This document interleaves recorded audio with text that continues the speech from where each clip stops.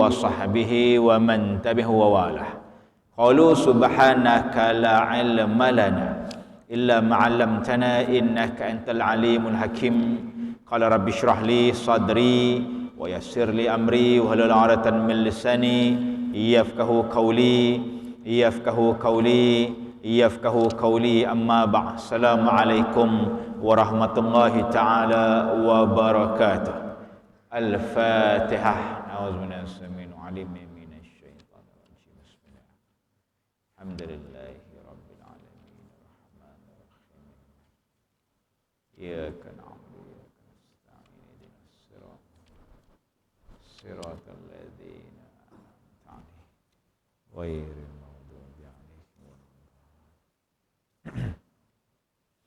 Alhamdulillah, thumma alhamdulillah, thumma alhamdulillah. Alhamdulillah, alhamdulillah, bersyukur pada Allah Subhanahu wa taala dengan limpah kurnia nikmat izin inayahnya dapat kita bersama-sama pada malam ini, dan bersyukur pada Allah Subhanahu wa taala kita masih lagi diberikan kesempatan, kita masih lagi diberikan kenikmatan, kita masih lagi dihidupkan oleh Allah Subhanahu wa taala. Mari sama-sama kita berdoa pada Allah Subhanahu wa taala pada malam ini agar kita akan selamat untuk kita ini menuju ke dalam alam padang mahsyar nanti insya-Allah. Sama-sama kita berdoa pada Allah Subhanahu wa taala pada malam ini agar kita akan selamat untuk kita ini menuju ke dalam alam kubur, untuk kita ini menuju ke yaumul mizan, hari pertimbangan. Nak ditimbang dosa, nak ditimbangnya pahala kita, dan sama-sama kita berdoa pada Allah Subhanahu wa taala pada malam ini agar kita akan dapat melintasi titian sirat, dapat kita masuk ke dalam syurga Allah, duduk kita bersama dengan Nabi Rasulullah sallallahu alaihi wasallam insya-Allah. Moga-moga doa-doa kita ini dalam 10 hari awal daripada bulan Safar ini insya-Allah akan memudahkan urusan kita untuk kita ini dapat kita duduk bersama dengan Nabi Rasulullah di telaga ataupun di kolam Al-Kautsar dalam syurga-syurga Allah Subhanahu wa taala insya-Allah. Tuan-tuan muslimin, muslimat yang dirahmati Allah sekalian, tuan imam, tuan muazzin, seluruh jawatan kuasa masjid Allah sekalian, insya-Allah kita akan cuba menyambung pengajian kita dalam kitab Afatun ala Tariq, penyakit umat Islam, kaedah dan cara pengubatannya. Dan alhamdulillah kita dah pun masuk dalam ke surat yang ke-227.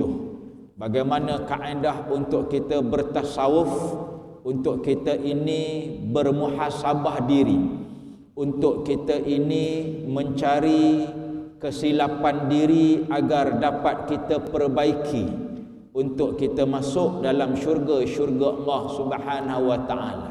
Kita mengaji pada malam ini bukan hendak menunding diri kepada orang lain, bukan kita hendak mencari kesalahan orang lain, akan tetapi kita bermuhasabah diri agar kita boleh perbaiki diri, agar kita dapat masuk nanti dalam syurga-syurga Allah, dapat kita masuk dengan Nabi Rasulullah sallallahu alaihi wasallam, dapat kita duduk dalam janji-janji Allah, janjinya Nabi Rasulullah sallallahu alaihi wasallam. Muka surat 227 dalam perkara yang kedua, nombor yang kedua, dan dalam tajuk besarnya sebab-sebab takabbur. Dalam tajuk yang kedua ini menyatakan bahawa sebab-sebab takabbur ialah yang kedua, rosaknya penilaian dan ukuran kemuliaan kemanusiaan. Tuan-tuan, dulu kita dah belajar apa makna takabbur, apa maksud takabbur. Asal perkataan kabbara yukabbiru kabirun, orang-orang yang membesarkan diri dia, orang-orang yang bangga dirinya, orang-orang yang dia merasakan bahawa dirinya lah yang paling besar. Maka inilah yang disebutkan oleh pengarang kita Dr. Said Muhammad Noh, menyatakan bahawa antara sebab-sebab takabur yang kedua ialah sebab rosaknya penilaian dan ukuran kemuliaan manusia. Saya bacakan tuan-tuan, di antara faktor yang menyebabkan timbulnya takabur ialah terjadinya pergeseran nilai dan cara pandang manusia yang rosak. Mereka memandang mulia dan terhormat kepada orang yang kaya harta, meskipun dia ialah seorang ahli maksiat dan menjauhi manhaj serta aturan Allah Subhanahu wa taala. Tuan-tuan, ringkasnya apa, adik sekalian? Bila mana kita menjadi hamba Allah Subhanahu wa taala, kita ada niat nak masuk dalam syurga Allah, maka penyakit takabur ni perlu dijauhkan. Penyakit rasa kabbara yukabbiru kabirun, rasa besar diri, rasa bangga diri, rasa diri kitalah yang pandai, diri kitalah yang hebat, maka perlu untuk dijauhkan. Sebab itu pada hari ini betullah pengarang kita ini, tuan-tuan, Dr. Said Muhammad Noh, saya melihat buku ini dikarang dalam cetakan yang pertamanya tarikh 1997. Masih lagi bercerita tentang orang-orang yang kaya harta, dihormati walaupun dia ialah seorang ahli maksiat. 2017 sampai sekarang, minta maaf, 2000 berapa tadi? 1997 sampai sekarang, 10 tahun masih lagi relevan dalam kaedah yang dibawa oleh Dr. Said Muhammad Noh, menyatakan bahawa hari ini yang dihormati bukan orang yang alim. Hari ini yang dihormati bukan orang yang hafizul Quran. Hari ini yang dihormati bukanlah orang yang namanya ahli ibadah ataupun abid, tetapi orang kaya yang dihormati lebih daripada orang alim. Walaupun dia ialah seorang ahli maksiat, walaupun dia seorang orang pendosa, orang yang selalu buat kerja-kerja dosa pada Allah Subhanahu wa taala.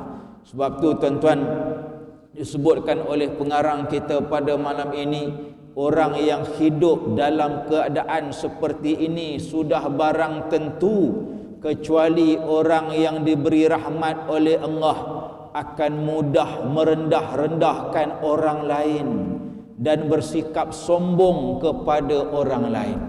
Maksudnya apa tuan-tuan? Orang yang Allah bagi dia kemuliaan, dia kaya sikit daripada orang lain. Orang yang Allah bagi dia pandai sikit daripada orang lain. Orang yang Allah bagi dia lebih sikit daripada orang lain. Dia handsome sikit dari orang lain, dia cantik sikit dari orang lain. Maka orang-orang sebegini, kalaulah dia tidak menjaga diri dia, dia rasa kabbara yukabbiru takbirun, rasa bangga diri, rasa besar diri dia. Aku handsome dari orang lain, aku cantik dari orang lain, aku pandai dari orang lain. Maka inilah yang kita katakan bahawa orang-orang yang ada sifat penyakit umat Islam, yakni yang keduanya ialah orang-orang yang ada sifat-sifat takabur. Maka orang-orang yang sebegini tuan-tuan, Allah sebut dalam Al-Quran, dalam ayat 55 hingga 56 surah Al-Mu'minun, Allah kata, apakah mereka mengira bahawa harta dan anak-anak yang diberikan oleh Allah itu adalah berarti kebaikan kepada mereka? Tidak, sebenarnya mereka di kalangan orang-orang yang tidak sedar. Orang-orang yang tidak sedar, kata Allah Ta'ala. Maksudnya apa? Allah bagi harta, ya. Allah bagi pandai, ya. Allah bagi handsome, ya. Allah bagi cantik, ya. Tetapi kalau tidak ada rasa syukur pada Allah, tidak ada rasa nikmat pada Allah, maka inilah yang Allah kata mereka sebenarnya di kalangan orang-orang yang tidak sedar. Tidak sedar ni maksudnya apa? Tak sedar kalaulah takabur nanti masuk dalam api neraka Allah, handsome pun tak guna buat apa. Tak sedar walaupun cantik ada sifat takabur, maka nanti Allah akan seksa bukan sahaja di dalam alam kubur, bukan sahaja di yaumul mizan, hari pertimbangan, nak timbang dosa, nak timbang pahala, tapi naru jahannam, api neraka Allah, abadan abada, selama-lamanya. Kita duduk hari ni dalam masjid pun rasa bila nak habis ceramah ni. Contoh, kita duduk dalam kelas, bila pensyarah nak habis beletih ni. Cuba bayang duduk dalam api neraka, bila nak boleh keluar agak-agak. Cuba bayang kena seksa dalam api neraka, bila Allah nak keluarkan, hantar pula masuk dalam syurga. Inilah perumpamaan yang kita nak bagi, yang Allah sebut dalam surah Al-Mu'minun ayat 55 sampai 56. Allah kata, aku bagi harta, ya. Aku bagi anak-anak, ya. Tetapi adakah dengan aku bagi tadi, orang-orang ini akan bersegera untuk melaksanakan kebaikan-kebaikan, akan cepat-cepat bersyukur pada Allah, akan cepat-cepat membantu pula orang lain dengan harta yang dia ada, pandai yang dia ada. Maka inilah yang kita katakan bagaimana Allah memberi peringatan bahawasanya kita ini di kalangan orang-orang yang tidak sedar. Bahasa kita hari ini tak sedar diri. Allah bagi harta, Allah bagi pandai, Allah bagi rupa, Allah bagi boleh makan, Allah bagi ada hidung, Allah bagi ada gigi, Allah bagi ada mata, tak sedar diri. Sedangkan semuanya itu milik Allah Subhanahu wa taala, bukan satu pun kita punya, bukan. Cuba bayang adik-adik sekalian, hari ni hidung kita di bawah. Ni lubang hidung ni di bawah. Cuba bayang hari hujan ni, Allah ciptakan kita lubang hidung di atas. Agak-agak macam mana nak keluar masjid sekarang? Hujan, lubang hidung ke atas. Ni kata cantik ciptaan Allah. Allah jadikan lubang hidung di bawah. Bila hujan nanti air hujan tak masuk dalam lubang hidung. Kalau tak satu kerja pula nak tutup pula lubang hidung, jangan bagi air masuk. Nak pakai payung pula, tak nak bagi air masuk. Ini kita pandang ciptaan Allah yang ada pada kita pun, kita insya-Allah akan sedar diri bahawa kita ni tak ada nilai apa-apa di sisi Allah. Allah Maha berkuasa, Allah Maha kuat, Allah Maha bijaksana. Sebab tu kita baca Quran, tengok sekeliling kita. Sebab tu kita baca hadis Nabi, tengok apa yang berlaku sekeliling kita, apa yang Allah ciptakan kita, apa yang Allah jadikan kita. Alhamdulillah. Sebab tu alhamdulillah juga hari ni kita boleh mari masjid. Alhamdulillah. Ada orang tak boleh datang masjid, ada orang tak boleh datang surau, ada orang tak boleh semayang. Masa ada, harta banyak, sehat walafiat, tapi tidak menghadap Allah, tidak solat pada Allah, melakukan dosa pada Allah Subhanahu wa taala. Kita alhamdulillah hari ni muka tak handsome sangat, muka tak adalah cantik sangat, tapi boleh datang rumah Allah, boleh datang surau, boleh datang masjid, boleh beramal ibadah pada Allah, boleh tuntut ilmu-ilmu Nabi Rasulullah sallallahu alaihi wasallam. Syukur pada Allah Subhanahu wa taala. Jangan takabur, jangan kita menjadi di kalangan orang-orang yang bangga diri, besar diri, insya-Allah. Baik.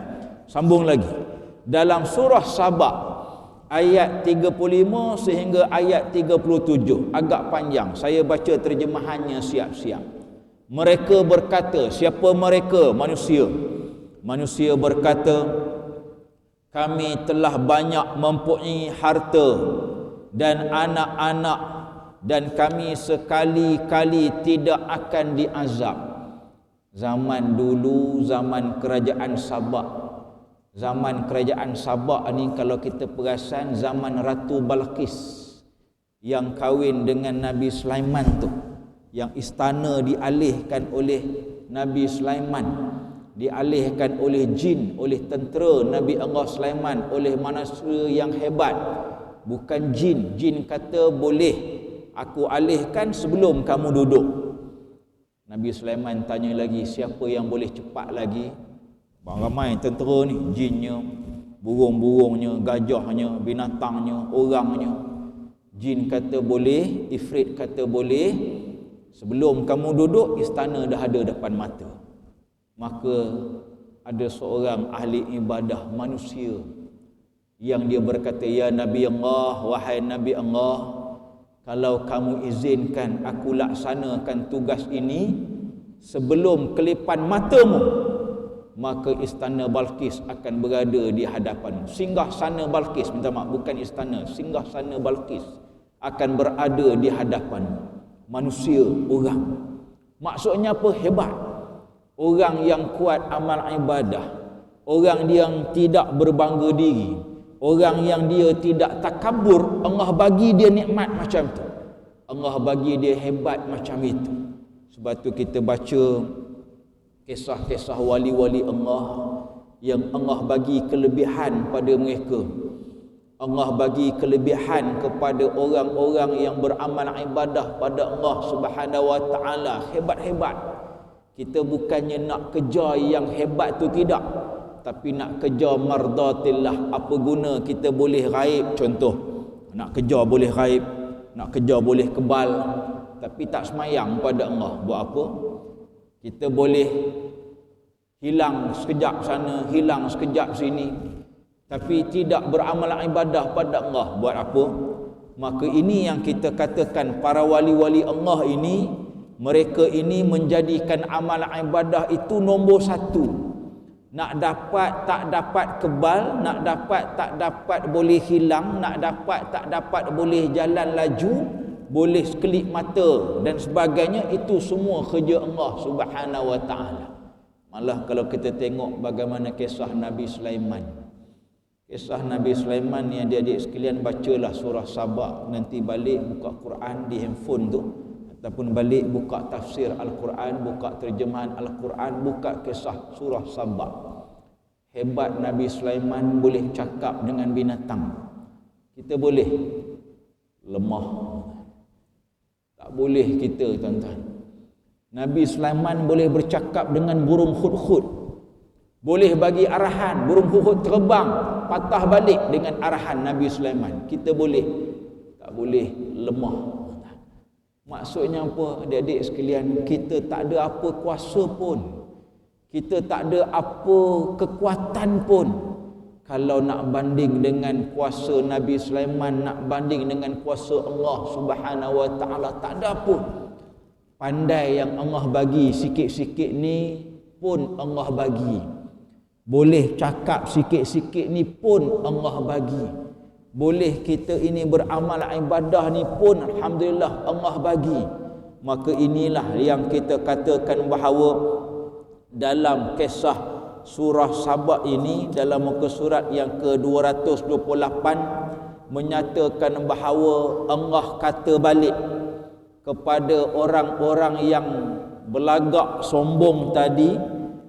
Allah kata apa? Katakanlah wahai manusia, sesungguhnya Tuhan aku melapangkan rezeki bagi sesiapa yang dikehendakinya, dan menyempitkan rezeki bagi sesiapa yang dikehendakinya. Maksudnya semua tu kerja Allah Subhanahu wa taala. Kita boleh makan hari ni, alhamdulillah, kerja Allah. Kita boleh tidur hari ni, alhamdulillah, kerja Allah. Kita boleh datang rumah Allah, datang masjid hari ni, kerja Allah. Sebab apa? Sebab ramai orang ada motor tapi tak sampai ke masjid. Ramai orang ada kereta tak sampai ke surau. Ni yang kita katakan bahawa alhamdulillah, kita ni jalan kaki, naik basikal, tak adalah motor canggih sangat, kereta pun tak adalah besar sangat. Alhamdulillah, sampai ke rumah Allah sampai ke masjid, sampai ke surau, sampai untuk beramal ibadah pada Allah Subhanahu wa taala. Alhamdulillah. Allah sambung lagi, dan sekali-kali bukanlah harta dan bukan pula anak-anak kamu yang mendekatkan kamu kepada Allah, akan tetapi orang-orang yang beriman dan mengerjakan amal soleh, mereka itulah yang memperolehi balasan berlipat ganda disebabkan apa yang mereka kerjakan. Harta banyak pun kalau tidak beramal ibadah, tak dibawa untuk beramal ibadah, harta itu tak ada nilai, kata Allah. Harta banyak, duit banyak, boleh jadi dapat PTPTN, boleh jadi dapat beasiswa, boleh jadi dapat gaji besar, tapi tidak infak, tidak bersedekah, tidak membantu orang-orang susah, maka inilah yang kata Allah Subhanahu wa taala bahawa tidak sekali-kali boleh mendekatkan kamu dengan Allah. Tak boleh. Harta kita banyak, nak beli kapal terbang yang boleh naik ke arash jumpa Allah, tak boleh. Harta kita banyak, nak beli satu tiket untuk masuk syurga Allah, tak boleh. Maka inilah adik-adik sekalian, tuan-tuan yang dirahmati Allah sekalian, yang Allah kata dalam Al-Quran tidak ada nilai di sisi Allah Subhanahu wa taala.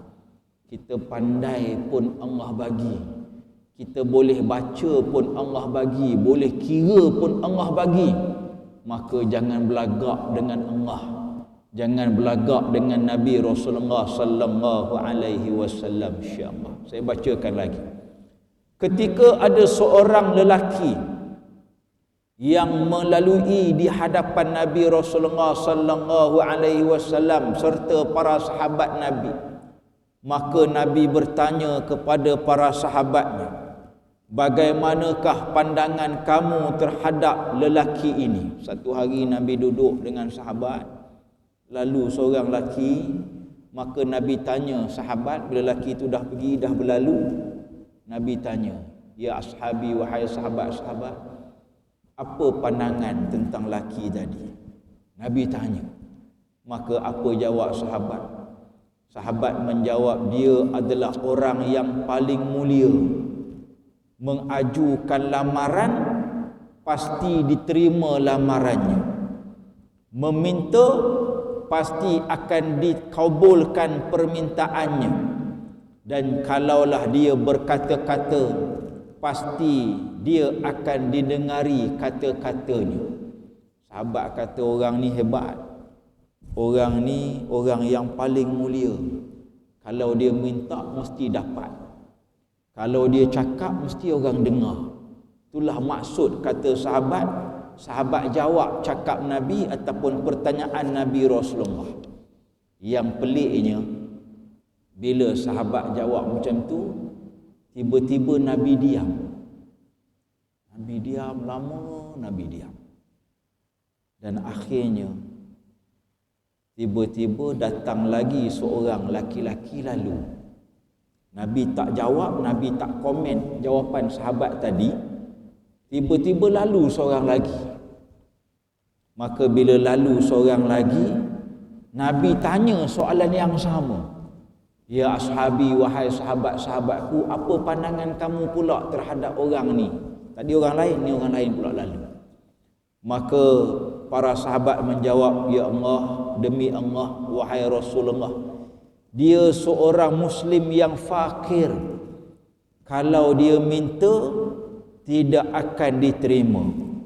Kalau dia bercakap, tidak akan didengari percakapannya. Soalan Nabi tadi dijawab dengan jawapan yang lebih kurang sama. Tadi lalu laki nombor 1 pun jawab soalan yang sama, jawapan yang sama. Lalu laki nombor 2 pun Nabi tanya soalan sama, sahabat jawab soalan yang sama. Kali ini Nabi tak diam. Tadi mula-mula Nabi diam, bila dengar jawapan Nabi diam. Kali ini Nabi kata apa? Sesungguhnya orang ini lebih baik daripada isi bumi ini. Nabi kata orang yang kamu kata fakir ni, orang yang kamu kata tak ada apa-apa ni, dia lebih baik daripada seluruh isi bumi ni. Maksudnya apa? Orang ni lebih bagus, lebih baik. Macam mana kita tengok sahabat Nabi Rasulullah sallallahu alaihi wasallam. Ada beberapa sahabat yang Nabi jamin dia masuk syurga. 10 sahabat yang Nabi sebut nama dia sorang-sorang, jamin syurga, confirm syurga bahasa kita hari ini. Cuba cek nama kita ada ke tak ada. Yang pertama Abu Bakar As-Siddiq. Ada Abu Bakar As-Siddiq sini angkat tangan? Tak ada. Lemah. Tak boleh masuk syurga. Nabi tak confirm, Nabi tak jamin kita masuk syurga. Nama saya pun tak ada. Maksudnya saya pun lemah, belum confirm masuk syurga. Walaupun datang masjid belum tentu masuk syurga. Kenapa? Cuba rujuk dalam satu ayat yang saya rasa semua orang hafal ayat ini. Fawailul lil musallin alladzina hum fi salatihim sahun walladzina hum yura'una wa yamna'una al-ma'un. Surah Al-Ma'un. Semua orang hafal saya rasa. Ayat lazim juzuk ke-30. Apa maknanya? Allah kata sesungguhnya alladzina fi salatihim sahun, orang-orang yang Allah kata celakalah mereka ini. Siapa yang Allah kata celaka ni? Alladzina hum fi salatihim sahun, orang-orang yang dalam sembahyang dia lalai. Semayang, solat, datang masjid, datang, pergi masjid, pergi, semayang. Tapi Allah kata alladzina hum fi salatihim sahun, orang-orang yang semayang tapi dia lalai dalam semayangnya. Maka inilah yang Allah kata wailul likulli humadzatil lumazah. Wailul, orang-orang yang tabat. Kalau buka Al-Quran, tabat dengan wailul ni maksud yang sama. Apa maknanya? Celakalah, kata Allah, bukan kata saya. Celakalah orang-orang yang al-musallin, orang-orang yang bersolat. Dah semayang pun celaka lagi ke? Cuba bayang adik-adik, kita dah semayang maghrib tadi, sikit lagi nak semayang isyak, Allah kata wailul, celaka. Kenapa celaka? Alladzina hum fi salatihim sahun, orang-orang yang dalam semayangnya dia lalai. Lalai macam mana? Lalai boleh jadi kita ni dalam semayang teringat macam-macam. Dalam semayang ni kena paksa datang ke masjid bukan lillahi ta'ala. Boleh jadi sebab rusuk kiri kita ada di belakang. Boleh jadi bakal imam kita ada di depan. Sebab tu datang masjid, sebab tu datang surau. Bukan niat lillah, bukan niat kerana Allah. Maka orang-orang macam ini Allah kata orang-orang yang sahun, orang-orang yang rugi, orang-orang yang tak dapat apa-apa, orang-orang yang celaka walaupun dia semayang. Cuba tengok balik ayat Allah. Orang semayang pun Allah kata celaka.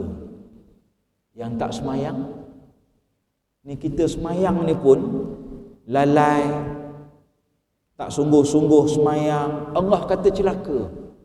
Yang tak semayang, yang tak datang surau, yang tak datang masjid, double celaka saya rasa. Allah Ta'ala alam, apa ayat nak bubuh pun bubuh lah. Maknanya apa tuan-tuan, adik-adik sekalian? Maknanya nak kata bahawa kita semayang pun belum tentu syurga. Kita datang rumah Allah pun belum tentu syurga. Ni maksud kata-kata Allah Subhanahu wa taala. Inilah yang kita katakan bahawa belum tentu macam sahabat Nabi tadi. Abu Bakar As-Siddiq confirm syurga. Kenapa dia confirm syurga? Sebab dia mengiyakan segala perbuatan percakapan Nabi Rasulullah, walaupun ketika itu tak logik di akal. Cuba bayang peristiwa Isra' Mi'raj. Nabi cerita balik sebelum subuh. Pagi tu jumpa orang ramai. Nabi kata, tadi semalam aku pergi Palestin. Aku pergi Masjid Aqsa. Semayang sana. Naik ke langit. Jumpa Allah. Balik-balik ni dah sampai. Kalaulah balik kat asrama nanti kawan kita cerita, aku tadi semayang maghrib kat Kuala Lumpur ni baru sampai. Tengok muka dia atas bawah celaka betul dia ni. Bohong kuat. Nabi dulu pun macam itulah. Orang Arab Quraisy tak percaya ke Nabi. Tetapi datang seorang lelaki. Dia bertemu dengan Nabi, dia bercakap di hadapan orang ramai, orang Arab Quraisy ketika itu, "Saddaqta ya Muhammad." Kamu betul wahai Muhammad, kamu benar wahai Muhammad, aku percaya. Maka sebab itulah Abu Bakar digelar sebagai Abu Bakar As-Siddiq. Abu Bakar yang selalu membenarkan kata-kata Nabi Rasulullah sallallahu alaihi wasallam. Nabi cerita apa pun, Nabi cerita Nabi naik burak, orang pun tak tahu, kita pun sampai sekarang tak tahu burak tu binatang apa. Burak tu apa? Motor ke kereta agak-agak? Binatang cap apa? RZ ke ataupun Suzuki contohnya? Toyota ke Honda agak-agak? Kita pun tak tahu sampai sekarang. Tetapi Nabi cerita.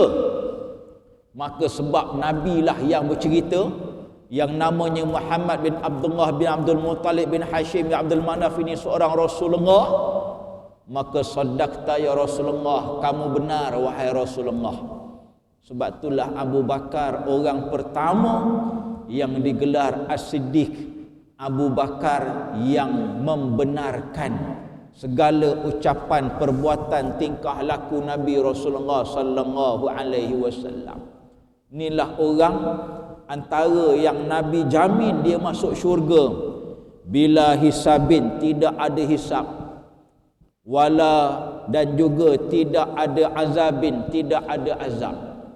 Boleh rujuk dalam kitab Riyadhus Shalihin, buku Riyadhus Shalihin jilid yang pertama, bagaimana Nabi kata nanti di padang mahsyar akan ada orang, akan ada manusia yang dia ini akan terus masuk syurga. Wala azabin wala hisabin, tidak ada azab, tidak ada hisab. Tak tanya dah. Sepatah pun Allah tak tanya. Tengok muka, masuk syurga. Syurga. Tak tanya. Kita nanti nak tunggu Allah tanya tu pun seksa. Berapa ribu tahun nak tunggu matahari sejengkal hanya nak tunggu Allah tanya. Belum tentu boleh jawab. Tapi ada sahabat-sahabat Nabi, ada umatnya Nabi Rasulullah yang tak tanya pun terus masuk dalam syurga Allah. Yang macam inilah yang kita nak. Sebab tu imam selalu doa, Allahumma khtim lana bi husnil khatimah, ya Allah, tutupkan kami, matikan kami bi husnil khatimah, dengan mati cara yang baik, dengan cara yang diredai oleh Allah. Mati nanti biar dalam keadaan sedang beramal ibadah, tu maksud dia. Jangan nanti tengah pakai seluar pendek, masa itulah Allah tarik nyawa. Jangan nanti tengah tak pakai tudung, tak tutup aurat, tiba-tiba Allah tarik nyawa. Itulah yang imam doa tu. Allahumma khtim lana bi husnil khatimah, ya Allah, matikan kami dalam keadaan bi husnil khatimah, keadaan yang baik-baik penutupnya, baik matinya. wala tahtim alaina, dan jangan matikan kami dan jangan tutup umur hayat kami ini bisu'il khatimah, dengan penutup yang tidak baik. Tengah buat dosa pada Allah, tengah caci maki orang, tengah minum arak, tengah berjudi, tengah berzina, tengah kita bercerita tentang hal-hal buruk orang, mengumpat orang, caci maki orang. Tiba-tiba masa tu Allah tarik nyawa. Allah Rabbi, rugi semayang kita, rugi baca Quran kita, rugi sedekah kita, rugi kita buat baik, sebab kita mati dalam keadaan yang penutup kita tidak baik di hadapan Allah Subhanahu wa taala. Kenapa adik-adik sekalian? Kenapa tuan-tuan sekalian? Sebab kita jumpa Allah ni dalam keadaan biarlah first impression daripada Allah itu kita ni baik. Maksudnya begitu. Oh tengok, oh ni baik ni. Oh ni dulu kat dunia bagus. Oh ni dulu kat dunia selalu semayang. Oh ni dulu kat dunia selalu baca Quran. Oh ni kat dunia selalu sedekah. First impression dah baik dah. Tapi kalau first impression, pandangan pertama dah tak baik, tengok muka pun muka pucah remah, muka tak semayang, muka tak tutup aurat, muka caci maki orang, muka kedekut, maka inilah yang kita risaukan nanti. Kita nanti di hadapan Allah Ta'ala di padang mahsyar, di yaumul mizan, nak timbang dosa pahala tu nanti, tiba-tiba yang beratnya ialah dosa. Cuba tengok bandingan sahabat Nabi Abu Bakar tadi. Cerita Abu Bakar. Abu Bakar tadi kalau ditimbang dengan pahala kita semua ni kumpul, pahala saya, pahala tuan-tuan, pahala perempuan, pahala adik-adik sekalian, kumpul semua, banyak ke tak banyak? Banyak rasanya. Himpun banyak, tapi tak boleh lawan pahala daripada Abu Bakar As-Siddiq. Kita azan dan kita solat, kita berhenti dalam muka surat 229, bagaimana hadis riwayat Imam Ibnu Majah yang menyatakan bahawa orang ini lebih baik daripada isi bumi. InsyaAllah dalam pengajian akan datang kita ulas siapa orang tu. Yang tadi lalu seorang, lalu orang kedua, Nabi kata orang ini lebih baik daripada segala isi bumi. Timbul persoalan, who's the man? Siapa orang ini? Siapakah manusia ini? InsyaAllah dalam pengajian yang akan datang bersambung insyaAllah. Wallahu ta'ala alam. Bismillahirrahmanirrahim. Alhamdulillahirabbil alamin, wassalatu wassalamu ala asyrafil anbiya wal mursalin wa ala alihi wa sahbihi ajmain. Allahumma iftah alaina, Allahumma iftah alaina, Allahumma iftah alaina. Ya Allah ya Tuhan kami, bukakanlah pintu hati kami ya Allah. Ya Allah ya Tuhan kami, bukakanlah pintu hati kami untuk kami ini menerima segala ayat Al-Quran-Mu ya Allah, untuk kami ini menerima segala sunnah-sunnah Nabi-Mu, untuk kami ini menerima segala hadis-hadis Nabi Rasulullah sallallahu alaihi wasallam. Ya Allah ya Tuhan kami, kuatlah keimanan kami ya Allah, untuk kami ini beramal ibadah kepadamu ya Allah. Ya Allah ya Tuhan kami, satukanlah hati-hati kami ini di kalangan orang Islam, di kalangan orang beriman ya Allah. Pada zaman kami ini, untuk kami ini bersatu hati melaksanakan segala titah perintah, hukum, hakam, perundangan-Mu ya Allah. Ya Rahman ya Rahim ya Qawi ya Matin, sallallahu alaihi wasallam Muhammad wa ala alihi wa sahbihi wa barik wasallam. Alhamdulillah rabbil alamin. Assalamualaikum warahmatullahi taala wabarakatuh. Tasbih.